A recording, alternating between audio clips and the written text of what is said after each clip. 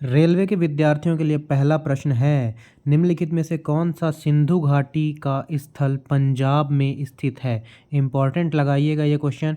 इसका उत्तर आपका हो जाएगा रोपड़। मोस्ट इम्पॉर्टेंट क्वेश्चन है और मैं आपको बता रहा हूँ रेलवे में बार बार पूछे जाने वाले ये प्रश्न है। ठीक है। बनावली आपका हरियाणा में पड़ जाता है। कालीबंगा आपका पड़ जाता है राजस्थान में। इसका अर्थ होता है काले रंग की चूड़ियाँ, और कालीबंगा से जुते हुए खेत के प्रमाण भी मिले हैं। और आपके एक्स्ट्रा फैक्ट्स भी हम इसमें कवर करेंगे। तो एक्स्ट्रा फैक्ट्स में देख लीजिए, गुजरात के स्थल कौन कौन से हैं। लोथल, यहाँ पर आपको डॉक यार्ड देखने के लिए मिलेगा, मतलब बंदरगाह देखने के लिए मिलेगा। और बंदरगाह कहाँ पर होता है दोस्त, जहाँ पर व्यापार होता है। तो यहाँ पर अंतर्राष्ट्रीय व्यापार भी देखने के लिए मिला है, क्योंकि बाहर देशों के जो थे वहाँ उनके सिक्के यहाँ पर देखने के लिए मिले हैं लोथल में। लोथल आपका गुजरात में। बाबर कोट भी आपका गुजरात में। सुरकोटदा भी आपका गुजरात में। और धौलावीरा भी आपका गुजरात में। धौलावीरा मोस्ट इंपॉर्टेंट हो जाता है क्योंकि यूनेस्को की 40वीं विश्व धरोहर स्थल में शामिल किया गया है। धौलावीरा को याद रखिएगा, इंपॉर्टेंट है। हरियाणा के स्थल देख लीजिए, बनावली आपका हरियाणा में, बालू हरियाणा में, भिराना हरियाणा में, और राखीगढ़ी भी आपका हरियाणा में ही मिलेगा। उत्तर प्रदेश के स्थल देख लीजिए, सिंधु घाटी के कौन कौन से स्थल उत्तर प्रदेश में हैं। आलमगीरपुर, मंडी और सनौली। ठीक है, मंडी है ये, मांडा नहीं है। ठीक है, मांडा आपका जम्मू कश्मीर में देखने के लिए मिलता है। राजस्थान के स्थल देख लीजिए, करणपुरा, कालीबंगा और बरोर। ठीक है, महाराष्ट्र में एक स्थल पाया जाता है दायमाबाद, और यहाँ पर लकड़ी का हल मिला है। मोस्ट इंपॉर्टेंट फैक्ट आपके लिए हो जाता है। ठीक है, दायमाबाद में लकड़ी का हल मिला है। और अगला स्थल देख लीजिए, पाकिस्तान में कौन कौन से स्थल मिले हैं। तो लरकाना, मेहरगढ़, कोटदीजी, हड़प्पा, बालाकोट, चन्हूदड़ो, मोहनजोदड़ो और सुतका गेंडोर। मोहनजोदड़ो को मृतकों का टीला भी कहते हैं, ये सिंधी भाषा का शब्द है, याद रखिएगा। इसकी पीडीएफ चाहिए आपको तो डिस्क्रिप्शन बॉक्स में जाइएगा, वहाँ पर आपको टेलीग्राम का लिंक मिलेगा, उसमें क्लिक करके ज्वाइन कर लीजिएगा, आपको पीडीएफ मिल जाएंगी। ये हम रेलवे के PYQs डिस्कस कर रहे हैं, जो बार बार डिस्कस होते हैं, आपके बार बार एग्जाम में आते हैं। और स्पेशली ये सारे के सारे रेलवे में आए हुए ही क्वेश्चंस हैं जो बार बार रिपीट होते हैं एक्स्ट्रा फैक्ट के साथ। ठीक है, अगला क्वेश्चन देखिए, सिंधु घाटी काल में शिल्प उत्पादन के लिए सीपियां कहाँ प्राप्त की जाती थी। तो याद रखिएगा, नागेश्वर गुजरात में पाया जाता है। नागेश्वर, यहाँ पर सीपियां प्राप्त की जाती थी। मोस्ट इंपॉर्टेंट है। एक्स्ट्रा फैक्ट देखिए, शुर्तघोई जो है ये आपका अफगानिस्तान में मिलता है, और यह एक सिंधु घाटी सभ्यता का ही पार्ट था। अगला क्वेश्चन थोड़ा सा बड़ा है, लेकिन घबराइएगा नहीं। अधिकांश हड़प्पाई मुहरें किसकी बनी होती थी। जो एक प्रकार के नरम पत्थर, जो 2x2 2x2 ऐसे लिखते हैं, कि आयाम के साथ आकार में चौकोर होती थी, और जिसका उपयोग व्यावसायिक उद्देश्यों के लिए किया जाता था। कुल मिलाकर क्वेश्चन ये कहना चाह रहा है कि हड़प्पा काल में जो मोहरें बनाई जाती थी उसमें किसका उपयोग किया जाता था। तो याद करिएगा, याद रखिएगा, सेल खड़ी का उपयोग किया जाता था। इंपॉर्टेंट क्वेश्चन है, कई बार पूछा जा चुका है। ठीक है, इसके लिए एक्स्ट्रा फैक्ट आप देख लीजिए, सबसे प्रसिद्ध मोहर हड़प्पा सभ्यता की थी, मोहनजोदड़ो में मिली हुई है पशुपति की मोहर।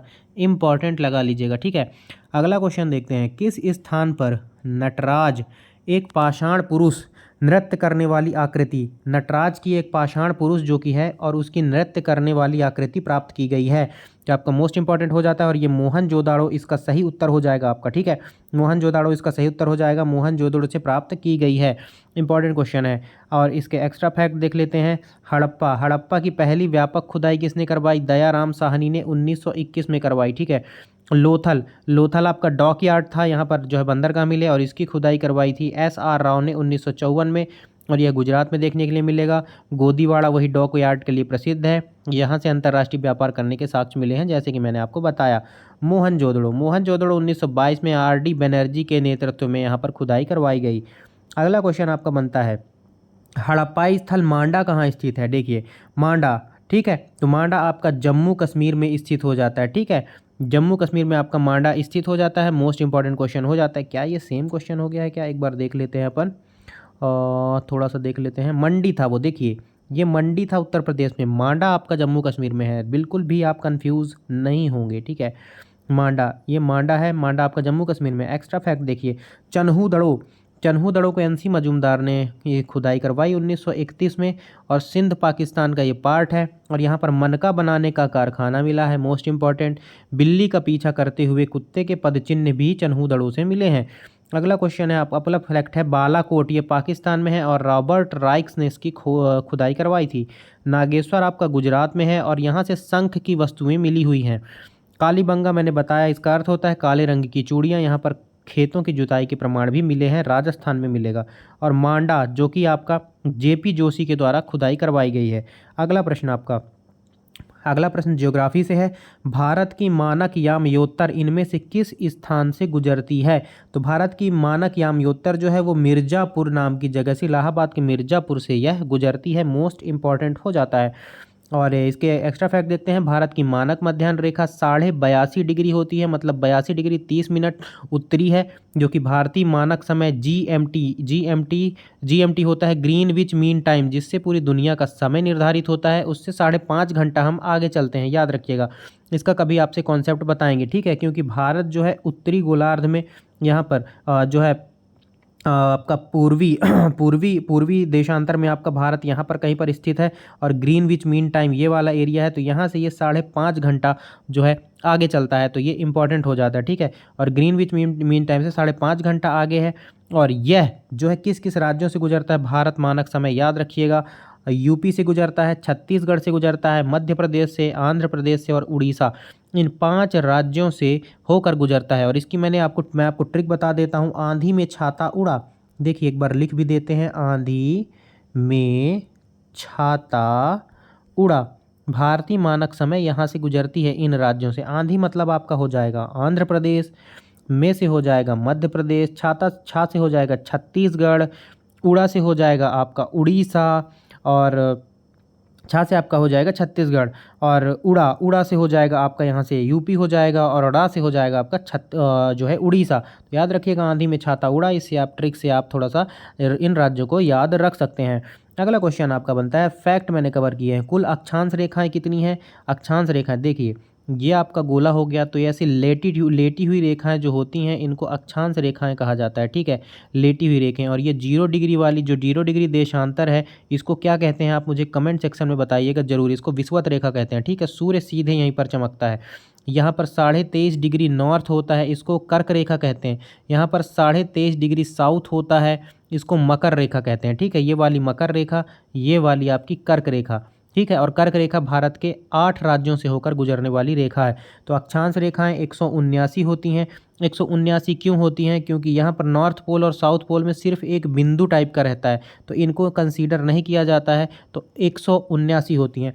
कुल अक्षांश कितने होते हैं? तो 181 होते हैं। कुल अक्षांश 181 होते हैं, अक्षांश रेखाएं 179 होती हैं, याद रखिएगा। कुल देशांतर रेखाएं, ये जो खड़ी खड़ी आड़ी लाइन होती हैं इनको देशांतर रेखाएं कहते हैं, और इनकी संख्या 360 होती है, ठीक है। और 0 डिग्री जो देशांतर होती है उसे ग्रीनविच रेखा कहते हैं, और इसका मुख्यालय लंदन में आपको देखने के लिए मिलेगा। और 180 डिग्री पश्चिमी देशांतर, इसको अंतर्राष्ट्रीय तिथि रेखा कहते हैं, और इस रेखा को क्रॉस करते ही आपका दिन बदल जाता है, ठीक है, याद रखिएगा। अगला क्वेश्चन आपका स्टैटिक जीके से मैंने लिया, बेराना किस विवाह समारोह, बेराना जो है किसका विवाह समारोह है? तो सिंधी समाज का विवाह समारोह होता है बेराना। इसकी डिटेलिंग थोड़ा सा देख लेते हैं, ठीक है। बेराना सत्संग एक सामुदायिक प्रार्थना है जिसमें पूरा परिवार सर्वशक्तिमान श्री झूलेलाल जी की प्रार्थना करता है कि वह नवयुगल को आशीर्वाद प्रदान करें। यह सिंधी समाज में प्रचलित है, इंपॉर्टेंट हो जाता है आपके लिए। अगला क्वेश्चन है, यूनेस्को के अनुसार एलोरा में कुल कितनी गुफाएं हैं? तो एलोरा में यूनेस्को के अनुसार कुल 34 गुफाएं हैं, इंपॉर्टेंट है, ठीक है। और मैंने नीचे उत्तर भी दे दिया है, तो आपको तकलीफ नहीं होगी। स्थान इसका औरंगाबाद महाराष्ट्र में है, और इनको जो है राष्ट्रकूट वंश के शासकों ने बनवाया था, तो ये भी याद रखिएगा। इसके अलावा इसकी डिटेलिंग देखते हैं। इस गुफा में रावण को कैलाश पर्वत हिलाते हुए दिखाया गया है, ठीक है। और गुफा नंबर 16 एक कैलाश मंदिर है जो कि एक मोनोलिथ पत्थर से बना हुआ है। इसके अलावा और डिटेलिंग देखिए, एलोरा की गुफाओं को 1983 में यूनेस्को की विश्व धरोहर स्थलों की सूची में शामिल किया गया है। यूनेस्को का जो हेडक्वार्टर है वो आपको पेरिस में मिल जाएगा। और पेरिस किस नदी के किनारे है अगर आपसे पूछा जाता है, तो पेरिस सीन नदी के किनारे है, तो ये बात भी जरूर याद रखेंगे, ठीक है। इसके अलावा आज का आखिरी प्रश्न देखते हैं, भारत में सार्वभौमिक टीकाकरण कार्यक्रम कब शुरू किया गया? तो 1985 में भारत में सार्वभौमिक टीकाकरण कार्यक्रम की शुरुआत की गई, इंपॉर्टेंट लगा लीजिएगा।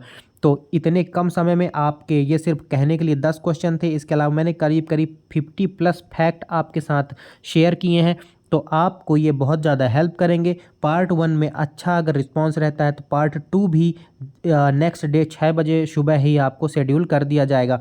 और ये बहुत इंपॉर्टेंट क्वेश्चनों की सीरीज है, देखिएगा, सीधे आपके एग्जाम में देखने के लिए मिलेंगे ये सारे के सारे क्वेश्चन। एक बार फिर कहूँगा, अगर आपको PDF चाहिए तो आप नीचे डिस्क्रिप्शन बॉक्स में लिंक दे दूंगा मैं, किसका, व्हाट्सएप ग्रुप का भी दे दूंगा, व्हाट्सएप चैनल का भी दे दूंगा, और टेलीग्राम ग्रुप का भी, टेलीग्राम चैनल का भी दे दूंगा। वहां से आप ज्वाइन करके PDF आप सीधे फ्री में प्राप्त कर सकते हो, फ्री में, ठीक है। तो याद रखिएगा, मोस्ट इंपॉर्टेंट क्वेश्चन सारे के सारे।